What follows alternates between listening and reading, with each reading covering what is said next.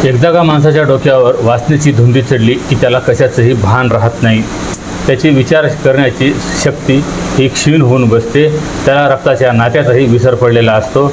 आणि जर एखादा पुरुष एखाद्या महिलेच्या जर मोहात पडलेला असेल तर मग जी ती महिला सांगेल त्याच प्रकारे तो करायला लागतो.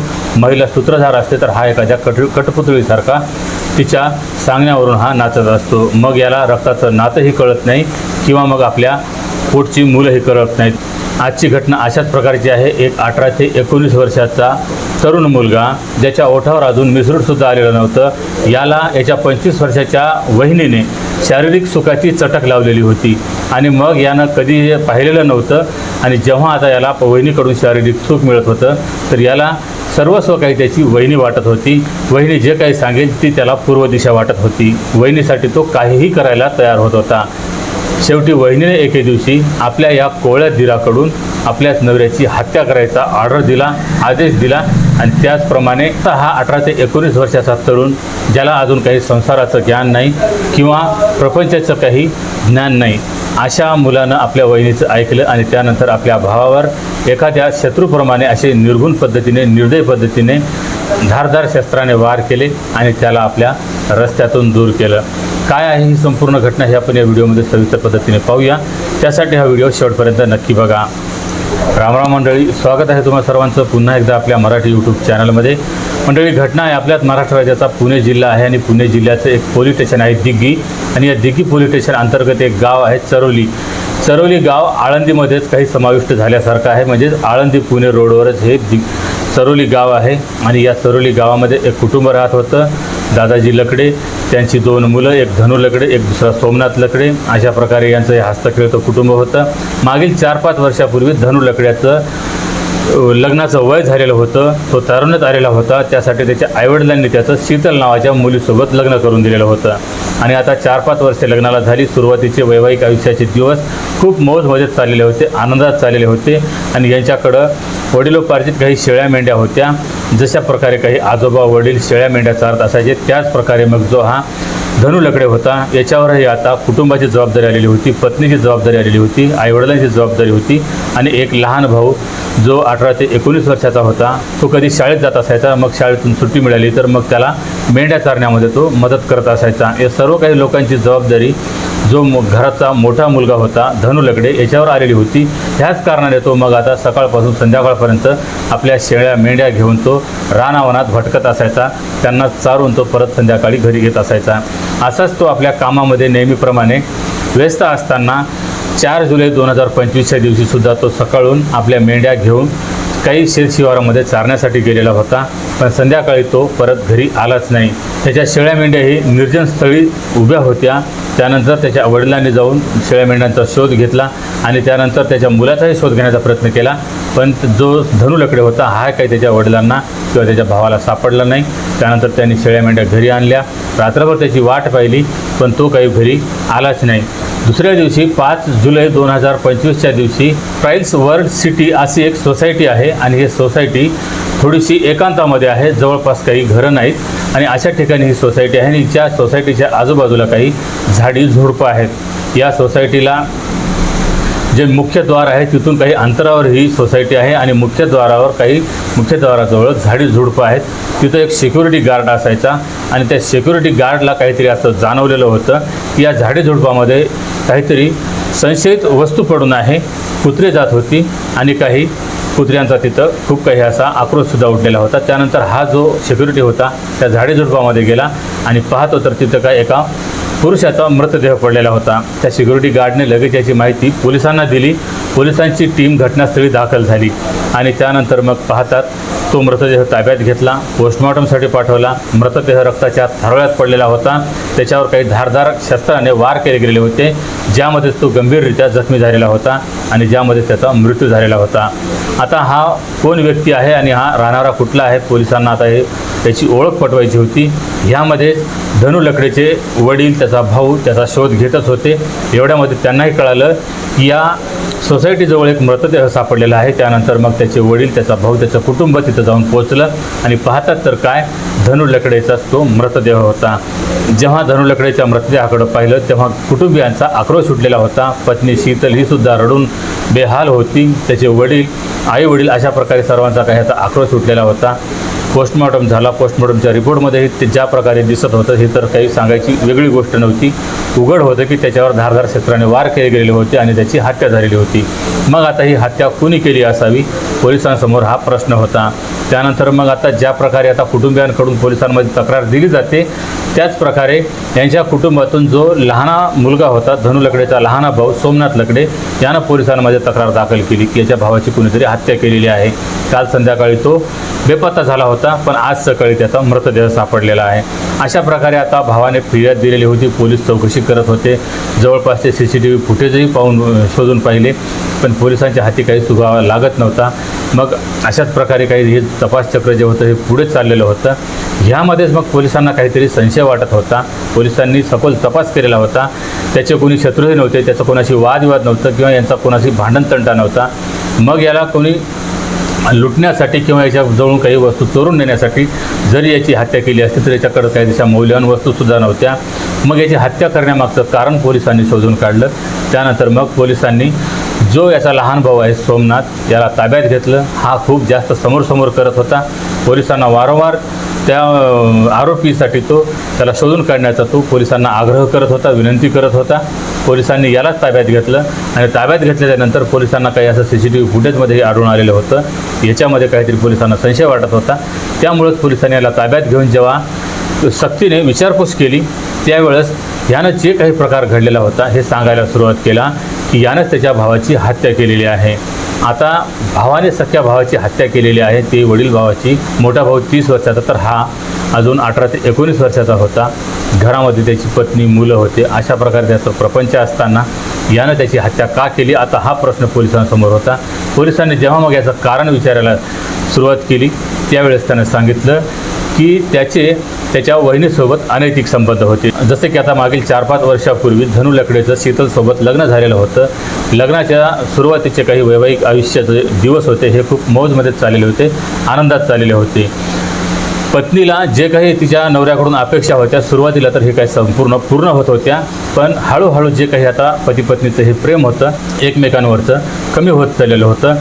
जो धनु लकडे होता ह्याच्यावर आता कुटुंबियांची जबाबदारी आलेली होती, कामाचा भार होता आणि दिवस रात्र या मेंढ्यामागं शेळ्यामागं त्याला फिरावं लागत असायचं आणि थकून भागून आल्याच्यानंतर तो आपली 2 घास खाल्ली आणि त्यानंतर तो आपल्या अंथरुणावर झोपत असायचा। ह्यामध्ये तो आपल्या पत्नीला वेळ देऊ शकत नसायचा। तिच्या शारीरिक इच्छा ह्या अर्धवट राहत असायच्या। ह्यामुळंच पत्नी कुठंतरी आता नवऱ्याच्या या अशा वागण्याला वैतागलेली होती की ज्या प्रकारे धनु लकडे तिच्या अगोदर सर्व काही शारीरिक गरजा पूर्ण करत होता, पण आता त्याच्यामध्ये ती गोष्ट राहिलेली नव्हती।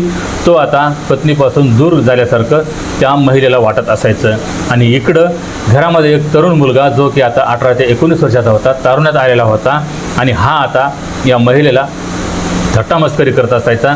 वहिनी आणि दिरांमध्ये चांगल्या प्रकारे काही थट्टामस्करी चालत असायची आणि हीच थट्टामस्करी मग कधी त्यांच्या एकमेकांच्या शरीराला स्पर्श करण्यापर्यंत जाऊन पोहोचायची।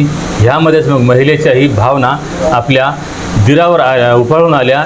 दिराच्या विषयी तिच्या मनामध्ये वाईट विचार आले। वहिनीला वाटलं की हा जो दीर आहे हा तरी माझ्या शारीरिक इच्छा पूर्ण करू शकतो, जर त्याच्या भावाने जरी नाही केल्या तर काय झालं, हा तर आहे, हा तारुण्यात आलेला आहे आणि याच्याकडून आपल्या जे काही शारीरिक इच्छा आहेत ह्या पूर्ण करून घ्यायच्या। ज्या प्रकारे वहिनी दिरामध्ये काही थट्टामस्करी होत असते हे काही शरीराचं अंतर ठेवून केली जात असते, पण ही जी वहिनी होती आता आपल्या दिराजवळ खेटून बसत असायची। अगदी त्यांना मग दोघांमध्ये काही एकमेकांच्या अंगाची झटाझटीपर्यंत यांच्यामध्ये जे काही असे थट्टामस्करी चालत असायचे। ह्यामध्ये दिरानंही ओळखलेलं होतं की वहिनीला काय हवं आहे। ह्यामध्येच या दोघांमध्ये कधी सूत जुळलं हे दोघांनाही कळालंच नाही आणि त्यानंतर नवरा तर रात्रंदिवस आपल्या शेळ्या मेंढ्यामध्ये व्यस्त असायचा। तो घर सोडून रानावनामध्ये भटकत असायचा। सासू सासरे आपल्या कामामध्ये व्यस्त असायचे आणि जो हा लहान मुलगा होता सोमनाथ हा मात्र कधी शाळेत जायचा, शाळेचं निमित्त लावून हा घरी राहत असायचा. जेव्हा शाळेतून सुट्टी होईल त्यावेळेस घरी आला तर वहिनी आणि दीर हे दोघेच मग एकांतामध्ये वेळ घालवत असायचे. दोघांमध्ये शारीरिक संबंधही सुरू झाले. ज्या प्रकारे दीर तारुण्यात आलेला होता यानं कधी असं शारीरिक सुख भोगलेलं नव्हतं, पण वहिनीकडून त्याला जे काही शारीरिक सुख मिळालेलं होतं तो हा विसरू शकत नव्हता. एका प्रकारे तो आता आपल्या वहिनीशिवाय राहू शकत नव्हता, तर वहिनीलाही आपल्या दीराशिवाय जगणं कठीण जात होतं. आणि जसं की या दोघांचे अनैतिक संबंध घरामध्ये जुळलेले होते, दोघांमध्ये ज्या प्रकारे शारीरिक संबंध चालत होते त्या प्रकारे मग कितीही चोरीने कितीही शिताफीने जरी असे अनैतिक संबंध असले तरी एक ना एक दिवस ते उघड झाल्याशिवाय राहत नाहीत. आणि या घटनेतसुद्धा तशाच प्रकारचं झालं. आणि जसा की धनु लकडे मग घरी आल्याच्या नंतर लक्ष द्यायचा की त्याचा जो भाऊ आहे हा त्याच्या वहिनीकडं खूप जवळ जात आहे. वहिनीसुद्धा त्याच्यासोबत खूप जास्त प्रमाणामध्ये थट्टामस्करी करत असते आणि अगदी त्यांच्या एकमेकांच्या अंगाशी झटण्यापर्यंत त्यांची थट्टामस्करी चालत असते. हे कुठं ना कुठं धनु लकडेच्या मनामध्ये संशय घर करून बसत होता. ह्यासाठी धनु लकड्यानं त्यांच्यावर लक्ष ठेवायला सुरुवात केली. जसं की आता सोमनाथला कधी सुट्टी असायची त्यावेळेस तो त्याला फोन करून आपल्या शेळ्या मेंढ्याकडे बोलून घेत असायचा. शेळ्या मेंढ्या चारण्यासाठी तो मदत करण्यासाठी त्याला बोलवायचा आणि हा ज्यावेळेस शेळ्या मेंढ्या चारत असायचा त्यावेळेस हा सतत फोनवर बोलत असायचा. इकडं वहिनी आणि तिकडं शेळ्या मेंढ्याकडे गेलेला जो दीर असायचा, दोघांमध्येच फोनवर तासनतास हे बोलणं सुरू राहत असायचं. धनु लकडेला कुठंतरी याच्या मनामध्ये संशय येत होता की याच्या एखाद्या मुलीसोबत काही प्रेमसंबंध चाललेले आहेत की काय माझ्या पत्नीसोबतच चाललेले आहेत, असा तो त्याच्यावर लक्ष ठेवून असायचा. आणि मध्येच मग हा रानावनातून आपल्या भावाला सांगायचा की मला काही काम आहे आणि मी घराकडे जाऊन येतो. दुपारच्या वेळी जो सोमनाथ होता आपल्या भावाला शेळ्या मेंढ्या चारायला लावायचा आणि हा मध्येच मग घरी निघून यायचा. घरी निघून आल्याच्यानंतर मग त्याला वहिनीनेच बोलावलेलं असायचं. मग त्यानंतर तो वहिनीसोबत काही वेळ घालवायचा, तिच्यासोबत तो शारीरिक संबंध स्थापित करायचा. आता ह्या दोघांना एका प्रकारे ही एक सवय लागलेली होती, एका प्रकारे दोघांना ही चटक लागलेली होती. आणि जो धनु लकडे होता याच्या मनामध्ये मात्र वारंवार हा संशय येत असायचा. एके दिवशी धनु लकडे त्या दुपारच्या वेळी हा कुठेतरी शेळ्या मेंढ्या आपल्या एका झाडाखाली उभ्या करतो आणि जसा त्याचा भाऊ आता फोन करून घरी गेलेला होता त्यानंतर आता त्याला पाहायचं होतं की त्याचा भाऊ नेमका जातो कुठं. आणि त्यानंतर त्याच्या पाठीमागेच तो हळूहळू घरी आला. घरी आल्याच्यानंतर जो त्याचा भाऊ जो होता सोमनाथ लकडे हा अगोदरच घरामध्ये शिरलेला होता आणि घरामध्ये असतानाच वहिनीसोबत त्याचे शारीरिक संबंध सुरू होते. जेव्हा धनु लकडे घरामध्ये आला, घरामध्ये येऊन पाहतो तर त्याचीच पत्नी त्याच्या भावाच्या मिठीत आहे, नको त्या अवस्थेमध्ये. ज्यावेळेस अशा प्रकारे त्यानं मग आता जे काही त्याच्या मनामध्ये संशय होता तो आता खरा ठरलेला होता. जसं की आता यानं त्या दोघांनाही नको त्या अवस्थेत पाहिलेलं होतं. त्यावेळेस धनु लकडेच्या तळपायाची आग मस्तकात गेली. त्याने आपल्या पत्नीलाही बेदम मारहाण केली आणि आपल्या भावालाही बेदम मारहाण केली. आता या भावाभावामध्ये मग अशा प्रकारे आता एकाच कुटुंबात एकाच घरामध्ये एकाच छताखाली दोन भाऊ राहत होते आणि एक भाऊ एका भावाचा अशा प्रकारे विश्वासघात करत होता. तर मोठ्या भावाला आता या लहान भावाचा विश्वास वाटत नव्हता. त्यासाठी मग आता घरामध्ये भांडणतट्टा सुरू झाला. वडिलांनी सांगितले की बघ जे काही झालं ते आता विसरून जा, याच्या पुढं लहान भाऊ तुझ्या प्रपंचामध्ये तुझ्या संसारामध्ये ढवळाढवळ करणार नाही. तू तुझ्या पत्नीला घे आणि तू आता विभक्त राहा, वेगळा राहा. आणि धनु लकडेलाही तेच पाहिजे होतं.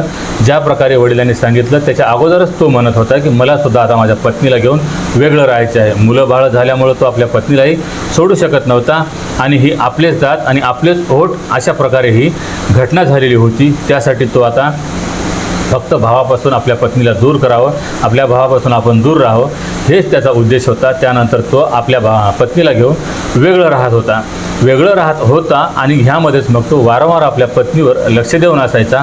पत्नीला छोट्या छोट्या काही कारणावरून मारहाण करायचा. त्याचा संपूर्ण जो राग होता की पत्नीचे असे अनैतिक संबंध आहेत, पत्नी माझ्याविषयी प्रामाणिक नाही, पत्नीने माझा विश्वासघात केलेला आहे, हे त्याच्या मनामध्ये राहून राहून संशय येत असायचं. याच्याविषयी त्याला राग येत असायचा आणि त्याला परत परत संशय वाटायचा की ज्यावेळेस मी कामाला जात असतो त्यावेळेस माझी पत्नी माझ्या भावाला घरी बोलून घेते, त्याच्यासोबत अजूनसुद्धा याचे असेच अनैतिक संबंध आहेत.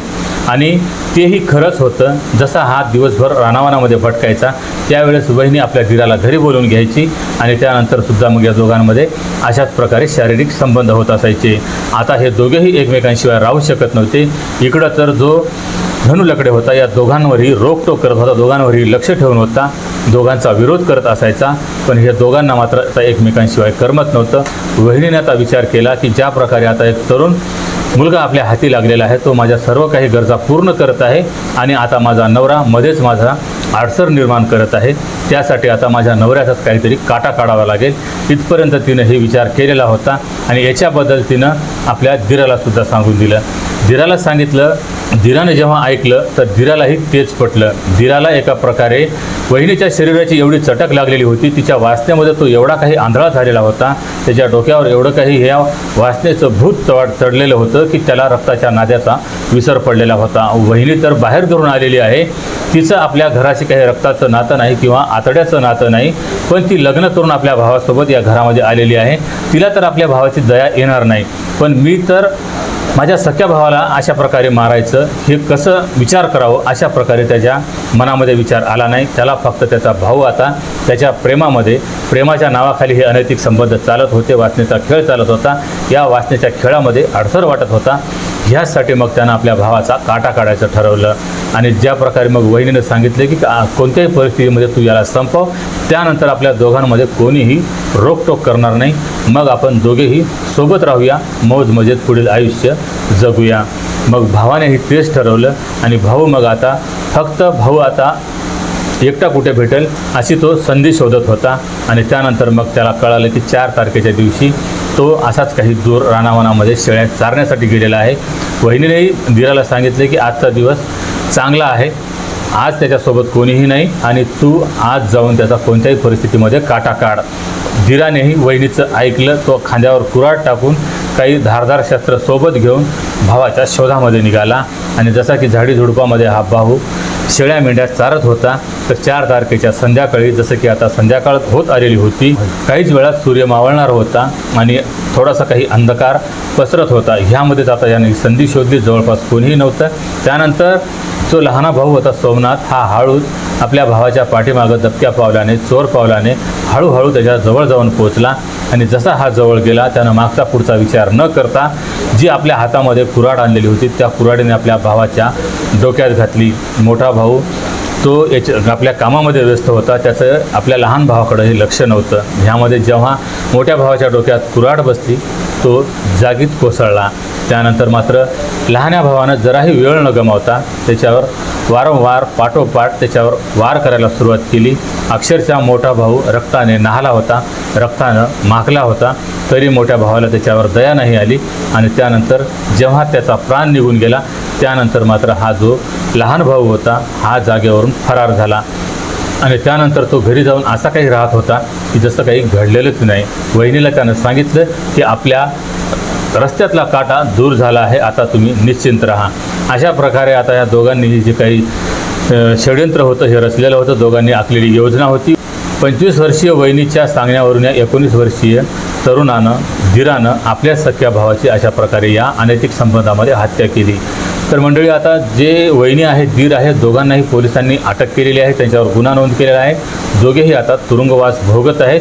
तर मंडळी, ही संपूर्ण घटना तुम्हाला ऐकवण्यामागचा उद्देश कोणाच्याही भावना दुखावणे किंवा कोणालाही बदनाम करणे हा नसून फक्त अशा घटनांपासून तुम्हाला सतर्क करणे, सावध करणे हाच आहे की अनैतिक संबंधामध्ये पडल्यावर त्याला कशाचंही भान राहत नाही.